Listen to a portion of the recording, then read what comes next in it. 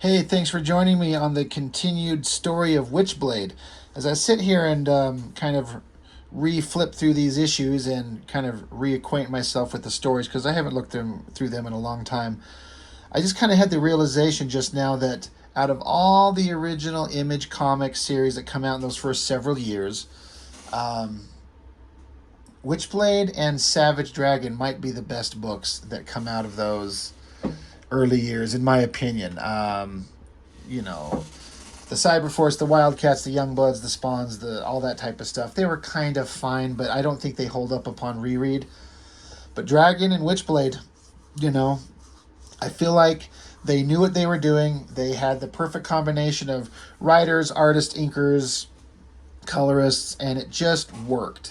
I know a lot of people kind of always want to kind of reduce Witchblade to like a bad girl, part of the bad girl trend, and girly artwork, and it's sold on the Michael Turner artwork drawing half naked chicks. And you know, there is that element to it. They're not, but I don't think they're trying to hide that. But I feel like it was written really well, and they were really onto something that worked for what it was trying to be. I think it works really well. Witchblade is one of the I call it bad girl comics done right. What a great cover. Got the Witchblade just standing here, this big giant gauntlet hand just like almost grasping her. Obviously, we're going to draw her mostly naked with the gauntlet kind of covering her. She got like a flaming sword weapon in one hand and then a different kind of long bladed metal weapon in the other hand. That's a great piece of art. It doesn't have anything to do with what's going on the inside, but when you got Michael Turner drawing a character that's designed this good, just have him draw sexy shit and it stands out on the cover. I think the coloring is amazing. So Michael Turner pencils, D-Tron inks, J.D. Smith on colors from 1995. Looks fantastic. David Wool and Christina Z on story, and then the creative team, like I just mentioned. I just think this stuff works so well. The story, as continued from the last issue, which I've got right here, Sarah Pizzini had accidentally brought her dead partner back from the grave for a minute. She freaked out. Then she goes and works out her frustrations at a gym, and she gets attacked on the street, and so has to go running. She gets kidnapped. She gets taken onto this yacht. I've reviewed this whole issue. You can find that other review of this book. And these guys are going to kill her. They actually shoot her, trying to force her to put this Witchblade gauntlet on that she had kind of disposed of. She kind of freaked out and got rid of it. But they found it and brought it back to her and are kind of demanding that she put it on, and she eventually does and proceeds to kick the shit out of them all. And then she gets away, dives into the water. And this page is coloring looking fantastic. Has to keep fighting these guys as she swims up over to the Statue of Liberty. And then it ended with a double page spread of Ian Nottingham jumping down to attack her. And we saw in the issue previous to this where he'd gone through some kind of ritual with his master, Kenneth Irons. Some kind of ritual, carved these symbols into his hands for some reason, and now he's here to take her on. So that was issue 3. Issue 4, it starts out with Sarah Pizzini's cop partner trying to track her down. Like, they can't find her. Where's she at? And so he's just trying to look for her. But then here we go. Double page spread. Got to turn the book sideways. And again, there's no background there. I don't care. With the close-up of the figure, his hair flailing everywhere, his big hand up front. I mean, he threw in all this detail to make this sword look right, the textures on his outfit, and then to make her look hot and the hair flying everywhere. It works perfectly fine. There was a little bit of an interesting kind of moment here where there's all this text of her thinking to herself, but she's saying down here at the moment where she's like, this guy, he jumps down, He's got a sword. He's wearing some kind of armor. But then she said, oh, he also jumps 50 feet from a helicopter without so much of a stagger.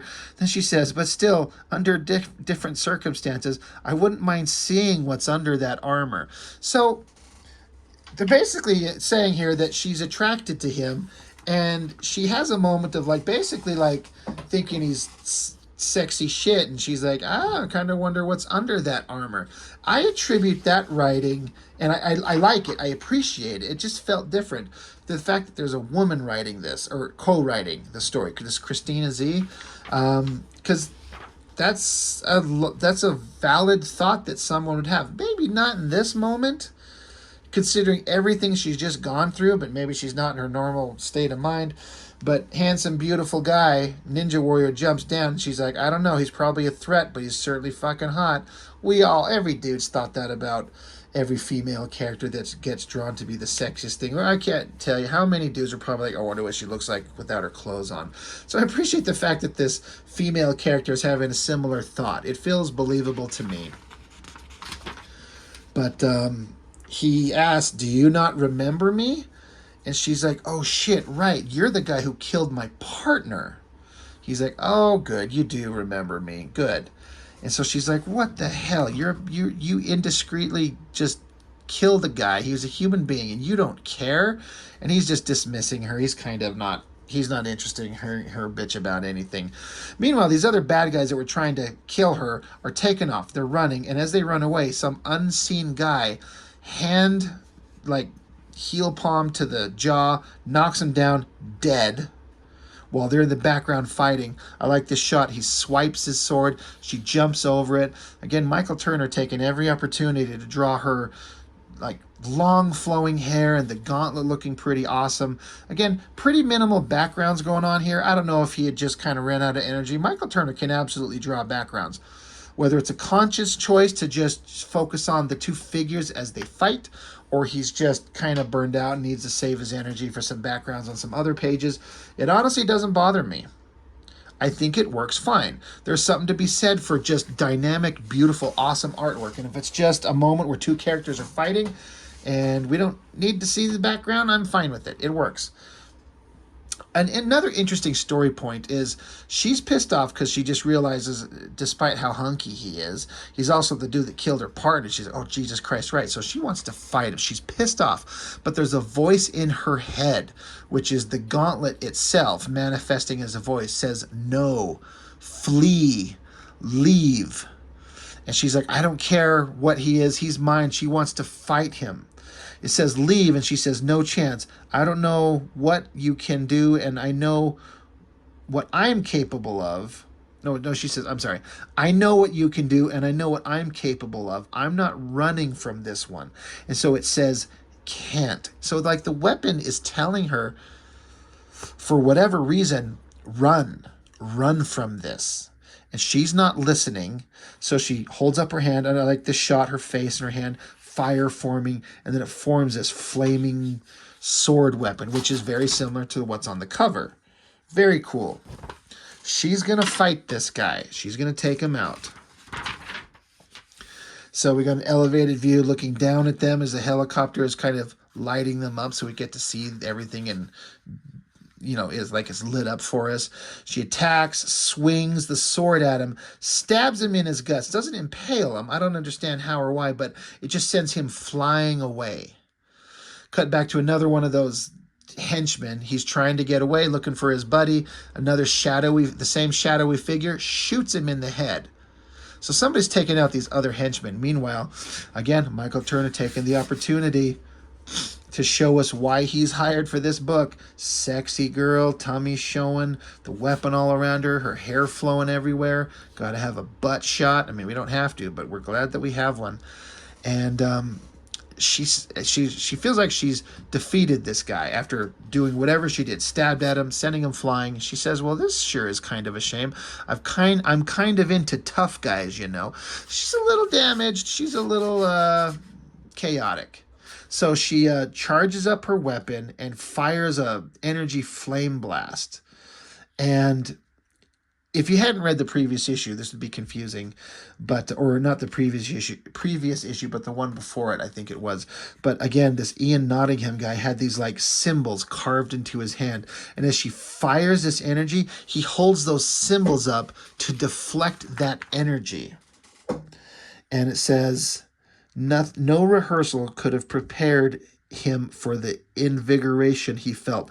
Nothing feels like the Witchblade. And then we get a big double-page side shot of him just absorbing that energy, and then her weapon kind of retreating into itself. She's not covered with the armor. I mean, you call it armor, even though it leaves much of her body exposed. But when it's extending on her, and it can extend to fully cover her when it needs to be, but after this energy gets absorbed by him, the weapon itself kind of retreats into itself, and it says, no, stop draining. So like it drained the Witchblade of power. I like that side view of her face. It looks good. But here we got Ian Nottingham. His sword is charged up with energy, hair flying in the wind. And he's like, yeah, this was great. That was awesome. That's just what I wanted. And your weak efforts beg to tire me. So she tells him to stay back. He raises his sword in the air. A panicked look in her eyes. I really like the inking going on here. D-Tron was on inks is really good. So he swipes down. She deflects it with her glove, twirls around and does a kicking at him, and he just easily catches her foot. He's like, a little too confident. But you simply have that innocent lost look that invites abuse. That's pretty fucked up to say.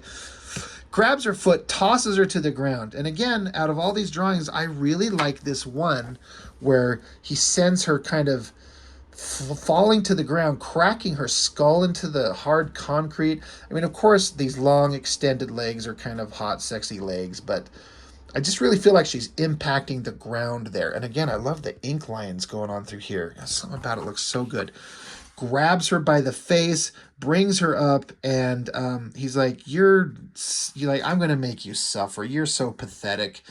You know, he's just toying with her. So love these drawings going on here. Michael Turner was the real deal. I mean, he was like the A student of the Image Comics art school. You know, all the other guys come along and kind of created the Image comic style and then inspired a bunch of artists to draw like that. And I think Michael Turner stands out as amongst the best of the guys doing that Image Comics flashy art style, but doing it in the best way possible. This is a secondary story point going on. This is one of Sarah Pizzini's friends that's looking for her. Not really concerned about what's going on here too much.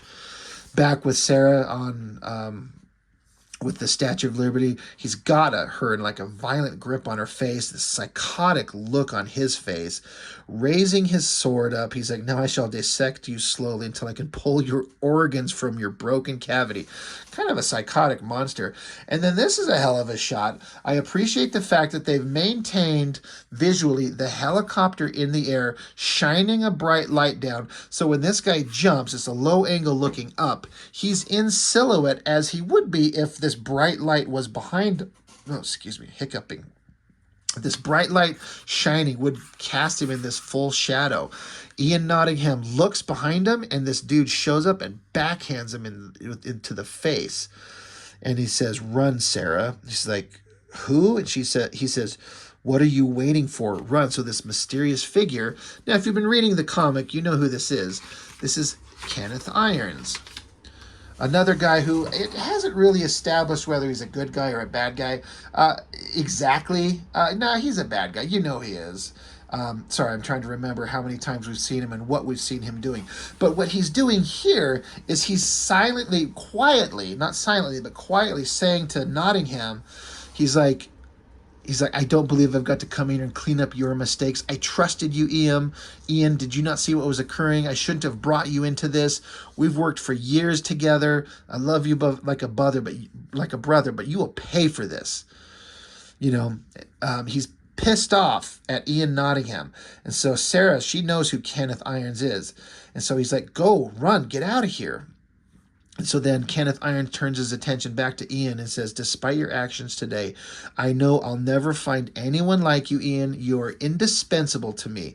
Please remember that. And then beats the fuck out of him, presumably to unconsciousness. So Sarah runs. She ducks around a corner and is hiding, but then suddenly there's this silent, shadowy figure with glowing eyes. And boom, it's Kenneth Irons. He's right there. She's like, what the hell is going on? She's like, look, you're slipping into shock. Take my coat. You need to keep warm. I'll take you to the hospital. You need x-rays. She's like, no, leave me alone. I don't know you. And he tries to convince her to go with him. And she's like, absolutely not. Don't follow me. Don't touch me. I got to go. Get lost. And he's like, all right, fine, go. You know, he basically saved her, it seems. Or did he? Pretty epic double page spread ad for Medieval Spawn Witchblade. I reviewed that. It's really good. Now this one, I honestly couldn't remember. Like, this is another shadowy character, and we're seeing through this shadowy character's eyes. It's seeing almost like an infrared kind of view. Someone who's tracking down the Witchblade. I gotta be honest, I can't remember who this is. I have all the books. We'll figure it out. I just haven't read ahead yet to remember who the hell this was. But it's another mystery point. Somebody else is coming for the Witchblade, and this is the this theater house where Sarah Pazzini first encountered the Witchblade right here. And I guess there's a little remnant on the ground that this character, this shadowy figure, picks up and keeps for itself. I honestly can't remember who it is. I'm sure once I read the other books, obviously I'll be like, oh, right, yeah, that thing, whatever. Anyway, as the book started, there was Sarah Pazzini's partner that was trying to track her down. He couldn't find her. He's still on the phone trying to make calls, talking to her like, I'll find her. I just don't know what the hell's going on. And anyway, someone's at the door, and he's like, holy shit, Sarah, it's you. And he sees how rough she looks. He's like, holy shit, were you in an accident? Who did that to you? What happened? And she just kind of quietly says, Jake, it's nothing you need to be concerned about. I can handle it. Can I just come in and crash for a while? And he kind of stops, and I kind of read it as he's kind of disappointed. Like, he's been searching for her. He cares about her. She's been missing, and she's like, look, don't ask, just I need a place to crash. And so she's kind of like, fine, forget it, I'm leaving. So once again, I read this as Sarah Pazzini's got her walls up. She's not trusting. She's a little bit quick to anger, slow to change. It's a very human set of flaws. She's not perfect. She's actually a little bit self-destructive and like a kind of a chaotic mess, but she's also brave and smart and strong. The way a character should be built. They have great redeeming qualities. They have big flaws they have to deal with in their life. I think it works great that shit's built into this character. And he's like, no, stop, come on, look, all right, come in. Just come in, lay down, have my room, get some sleep. And she kind of slams the door on him. And he's like, all right, well, holler if you need anything. All right, fine, whatever. Just, okay, whatever. So, and then it's just a lot more text boxes, which there's been a lot of these text boxes, these inner monologue of Sarah Pazzini thinking about what's going on. I've skipped over a lot of it, but, it's just her thinking about what she's doing with her life, her existence, everything that's going on with this Witchblade gauntlet and all the crazy shit that she's seen. So she is able to take the gauntlet off. I was going to say for a minute, I thought it was on the wrong hand, but no, it's not. Sorry. She takes the gauntlet off and then pulls off her shredded ass, dirty, disgusting clothes, jumps into bed, and goes to sleep. She needs some rest, but she's hiding somewhere. She's not at her own place, but she's hiding at someplace with someone that she trusts, but where no one else can find her. Now, this was another moment that I thought was another really interesting, fun moment as far as storytelling. And if this was a movie, man, if they had the right kind of budget, that besides that god-awful TV show they did, this would be really interesting. The guy is asleep on his couch. Sarah's asleep in his bed. And there's like all this text is like a news report reporting all this stuff that had been going on. But while that news report's just speaking, the Witchblade gauntlet on the ground, it starts, all this little metallic tendrils start crawling up the bed, slowly crawling onto her body, arcing around in circular shapes. Apparently she stripped all her clothes off. She's completely naked, which is, you know, kind of hot. And then this thing just starts like wrapping itself around her body, and the gauntlet itself pulls itself back up and onto her and mounting itself back onto her hand. So that's creepy. What in the hell is going on? I thought artistically, the way these panels are kind of broken up and arcing around, whatever his choice was, the reason to do that, it's really interesting. I think it kind of adds to the disconcerting nature of what's going on. And of course, he gets to draw beautiful girl and this thing just wrapping itself around her hot, fucking sexy ass body. There's a reason why we're reading this, and it's for the visual hot factor, but it also there's enough story points going on, as far as I'm concerned, to keep me interested. So what the hell is this gauntlet doing? And then this page turn was one of my favorites. Holy shit. There is that Kenneth Irons guy. He's in the room with his glowing evil eyes, this big giant window, a lightning bolt striking down, and here she is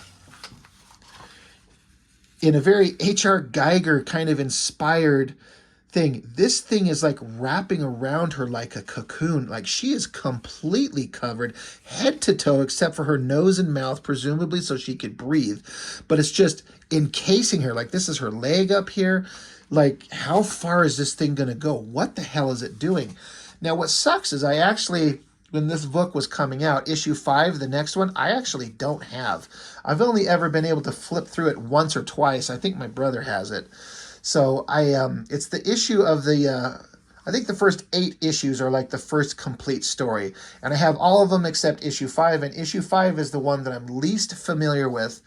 But having missed it, I don't feel like I missed enough of the story. Like I don't think there was any major moments that happened in that ruined the reading experience.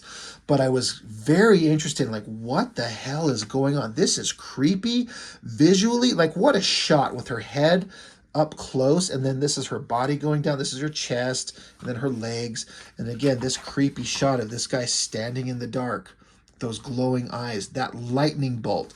I fucking love this. What a great use. If you're going to make a double page spread and utilize the canvas in this way, make it count. Save it for a big moment. Now they've had, what, 2 of these in here? Where you had to turn the book sideways. You get at least one every issue. So you had one here. I feel like that was worth it. I don't necessarily like having to turn the book on its side, but whatever. Okay, so there's 2 and then 3. So that's using up a lot of your page count and your real estate to have some visual fun. If you're going to do it, make it count, and I think this is the most effective one. I love everything about this. I know, like I said, the shadowy figure, the glowing eyes, the lightning bolt, and this shot of her covered in the Witchblade, so damn good. And it ends there. Like, what the hell is going on? I was all in. I was like, fuck, this book is so interesting to me. It's giving me everything I wanted out of an Image comic, especially a new character. Like, I didn't care about Spawn or Shadowhawk or the Wildcats or Cyberforce. I mean, in little tiny ways, I was kind of fooling myself like they were interesting, but they were not.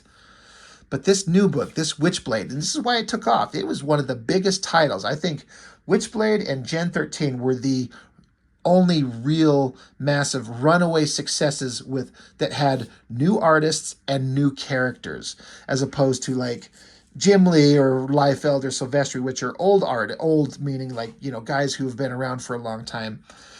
They created new characters and new books, but none of them connected the way that these did, in my opinion. Because they're kind of untested, like untested artists. It's one thing if you get McFarlane to draw something, of course it's going to sell, or Jim Lee. But to get this Michael Turner guy who'd only drawn a handful of books before, to put him on this title, and it just rockets to the top of critical acclaim and success, that means something. I also have to shout out,